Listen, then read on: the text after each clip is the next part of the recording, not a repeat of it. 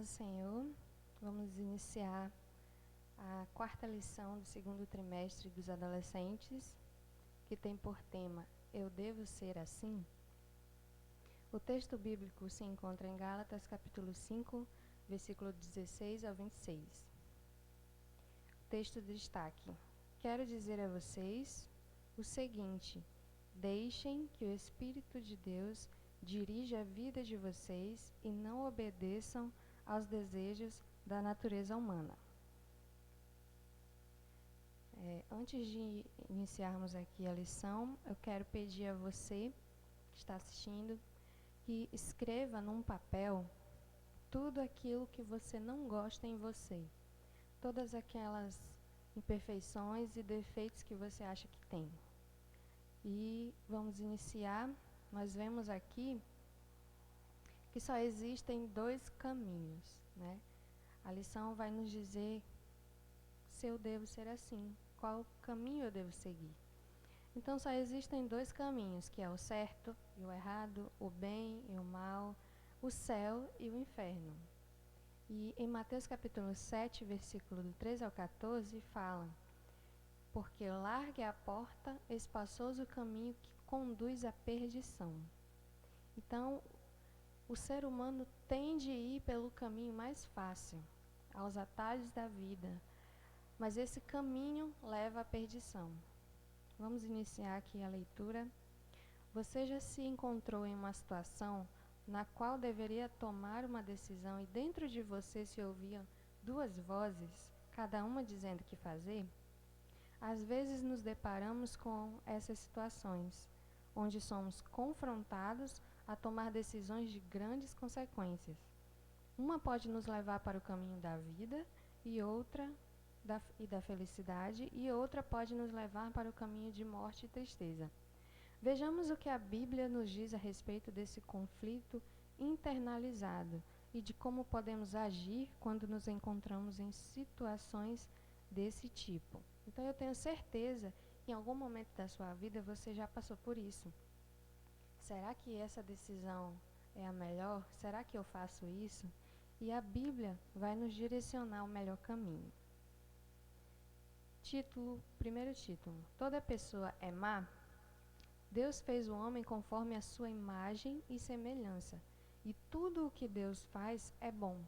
Porém, e ainda no Éden, o homem se deixou seduzir pelo pecado, como está em Gênesis capítulo 3, e a sua natureza foi integralmente corrompida.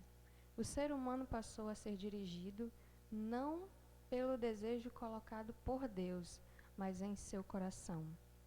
Por Deus em seu coração, mas pela má natureza humana, que faz tudo o que é contrário ao Espírito Divino, como diz em Gálatas capítulo 5, versículo 17. Então, já vemos aqui que Deus coloca em nosso coração a sua vontade.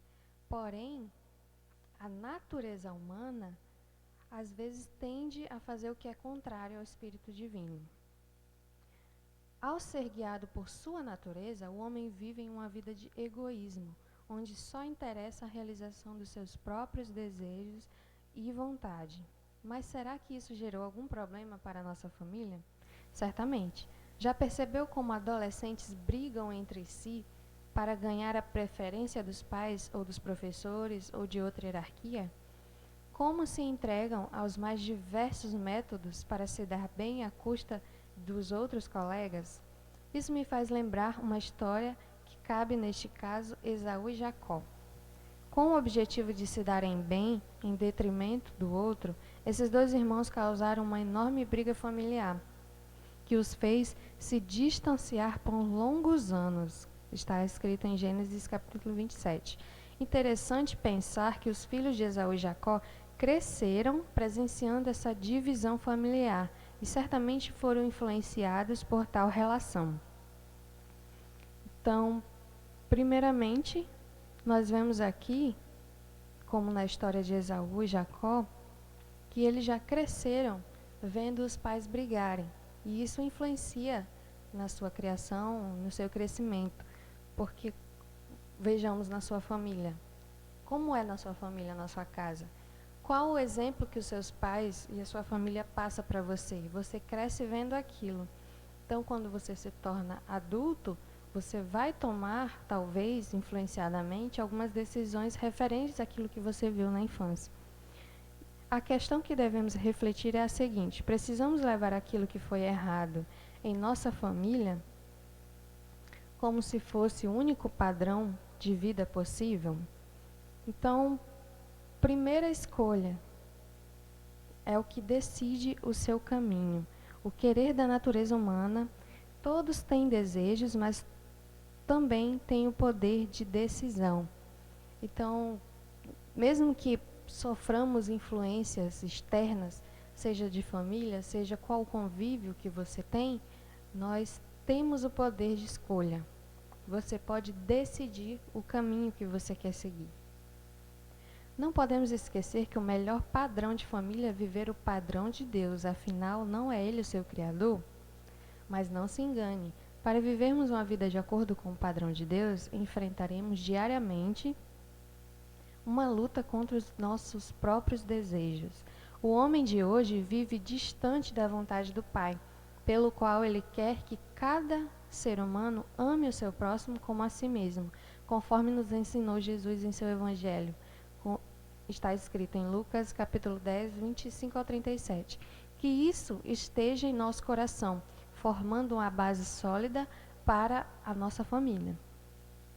Quando seus pais ou os seus irmãos precisam de você, há disposição da sua parte para ajudar ou você se deixa ser levado pelo egoísmo humano? Então, como diz aqui, nós temos o poder de escolha, mas, porém, não podemos seguir o padrão da natureza humana, temos que seguir o padrão de Deus. E isso tem que ser diariamente, essa busca tem que ser constante. Em Tiago capítulo 4, versículo 7 diz: sujeitai-vos, pois, a Deus, resisti ao diabo e ele fugirá de vós. Então é resistência. Todos os dias nós temos que buscar a Deus para que haja força para nós resistirmos às tentações, resistirmos ao inimigo e ele então fugirá de vós.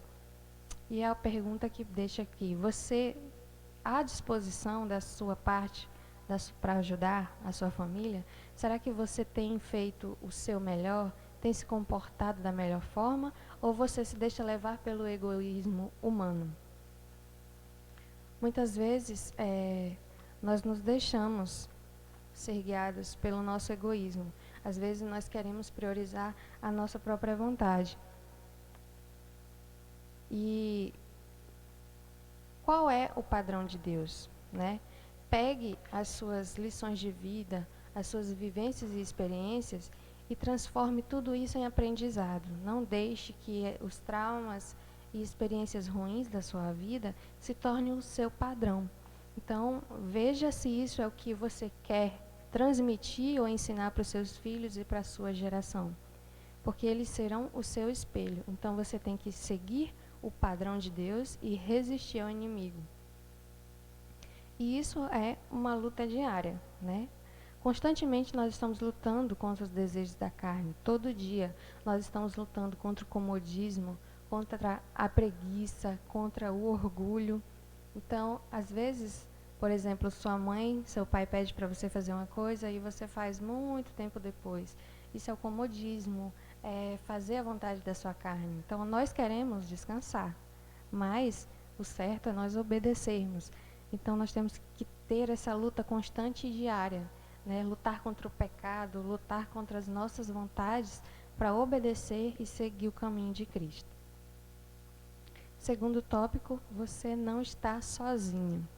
Viver conforme a vontade de Deus não é tarefa fácil, pois temos que diariamente abrir mão da nossa natureza humana dizendo não aos desejos e paixões mundanas, como diz em Gálatas capítulo 5, versículo 24.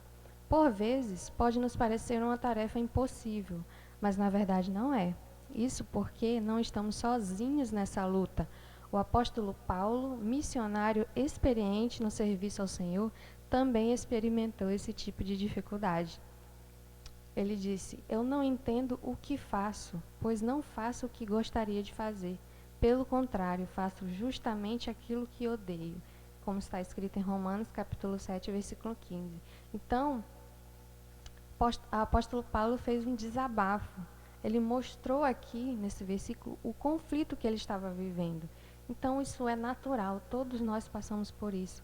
Todos nós, em algum momento, sabemos o que é certo e nós queremos fazer o certo, mas é difícil, a nossa carne e a nossa própria vontade fica relutante. Então, vemos aqui que até os grandes servos de Deus precisam lutar ferozmente contra o pecado.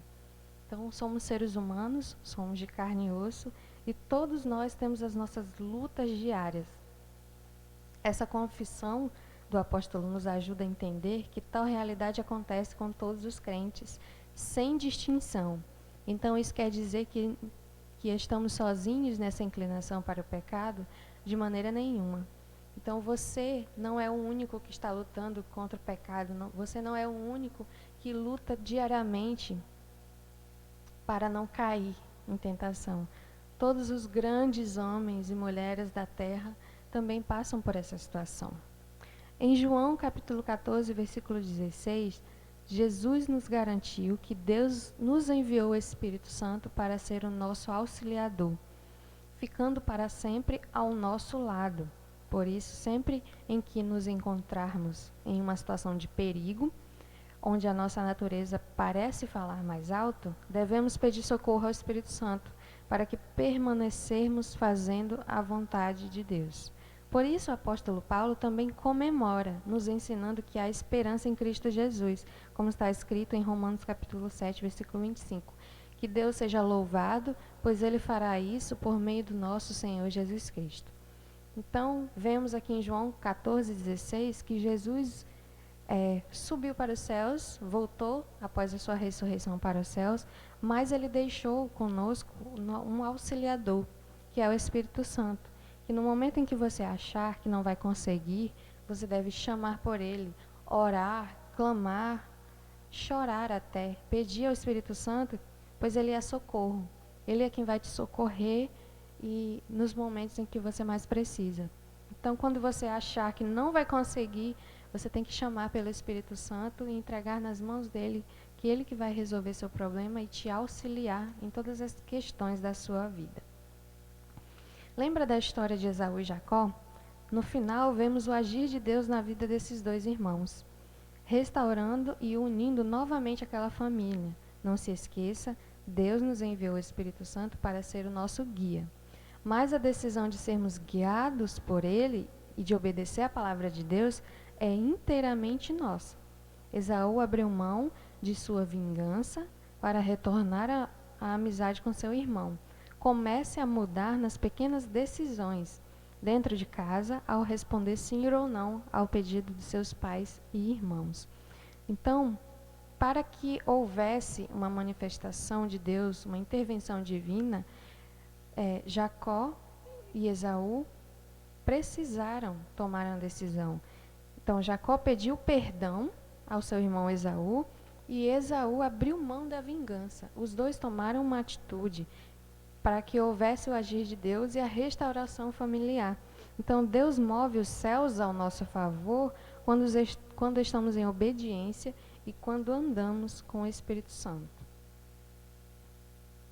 Terceiro tópico e último, viva diferente, a escolha é nossa. Quantas vezes a desobediência a Deus não lhe pareceu algo tão bom? Afinal, qual é o problema em uma mentirinha, em colar na prova, ou fingir que se esqueceu de algo só porque não estava a fim de fazer? Ou de repetir algo que é errado só porque você viu seus pais fazendo? Paulo escreveu em uma de suas cartas, como vimos, contando sobre a luta entre fazer o bem e o mal. Sabemos que não é tão fácil quanto parece viver a vida fazendo o bem, mas temos o auxílio do Espírito Santo para nos ajudar. O que não podemos é nos enganar. Podemos enganar os outros, os nossos professores, nossos pais, amigos e até a nós mesmos, mas a Deus, aquele que conhece e sonda o seu coração, sabe das nossas verdadeiras intenções e jamais enganaremos. Podemos sim buscar uma vida verdadeira e sob a direção da vontade de Deus, pois não precisamos viver reproduzindo os erros que vemos em nossa família e em nós mesmos. Deus nos chamou a viver a vida em família conforme a sua vontade. Afinal de contas, a escolha é nossa. Então, o título final é Viva Diferente. A escolha é sua. Não vale a pena ceder ao pecado. Só trará consequências para a sua vida ruins.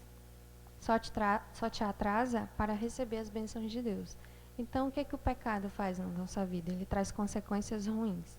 Então, toda vez que você pecar, algo vai ter de consequência para a sua vida. E você acaba atrasando as bênçãos que Deus quer te entregar. Então, eu quero que você pegue agora aquela lista que eu pedi para você fazer no começo da lição, com as suas imperfeições, pecados e coisas que você fazem que você acha que não agrada a Deus. Então, diante disso, a primeira pergunta é: o que eu posso fazer para melhorar? Mudar ou consertar isso?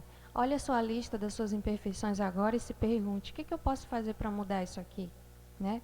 O primeiro passo é deixar de fazer, né? É deixar de ser. Se você acha que é egoísta, decida hoje deixar de ser. Porque a primeira coisa para a mudança é a decisão. Então, você pode pedir a Deus, mas você vai decidir se você quer ou não para a sua vida. O segundo passo é pedir perdão e se render a Cristo. Né? Se você estava numa vida de pecado ou cometeu algum pecado, primeiramente você deixa de fazer, depois você se arrepende. Pede perdão ao Senhor para que Ele te purifique, né, de todo o pecado.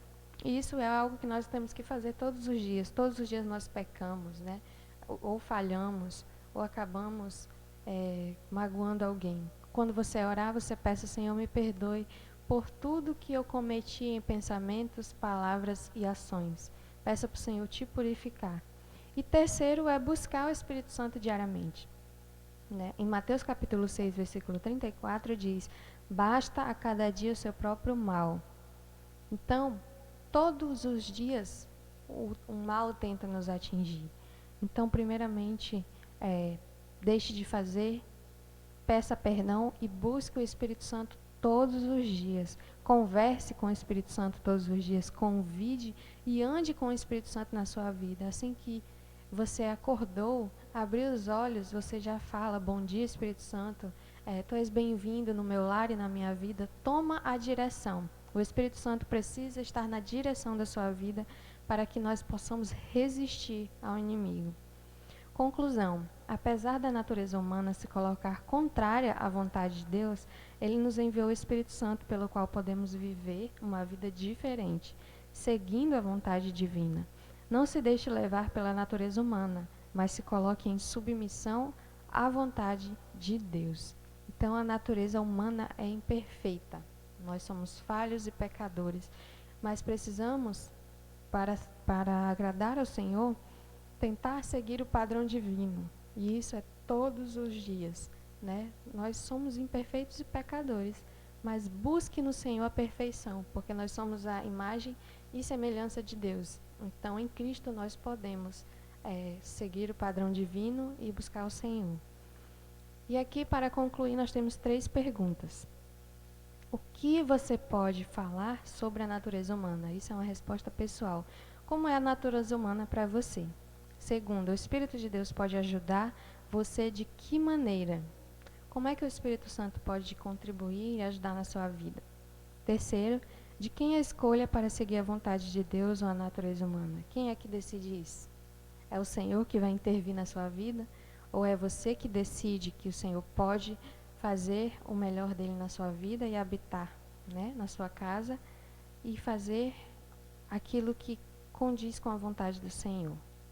Então, reflita nessa lição, busque ao Senhor melhorar, busque ao Senhor a perfeição divina, seguir o padrão de vida de Cristo e analise na sua lista das suas imperfeições o que você acha que você pode melhorar e fazer para consertar isso.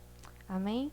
aqui nós finalizamos mais uma lição dos adolescentes e tenham uma ótima semana de reflexão e até a próxima. A paz do Senhor.